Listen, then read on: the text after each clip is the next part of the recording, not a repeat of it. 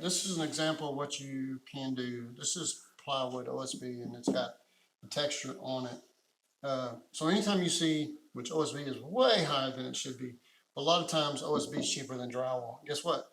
If you got rentals, they can't put their fist or kick it without hurting themselves. So And they hold stuff better.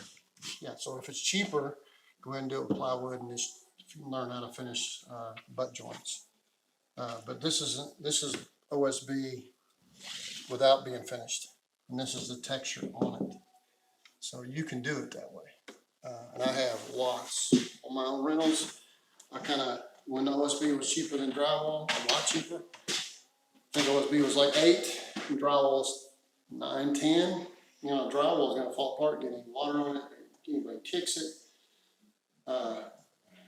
Shoot, I've had them break a 1/4-inch thick mirror because they dropped their refrigerator against it on the wall. I got lots of stories. So anyway, you can do OSB and put texture on it, and you can finish it similar to drywall. So just keep in mind, usually want to use a hand texture, not a spray texture.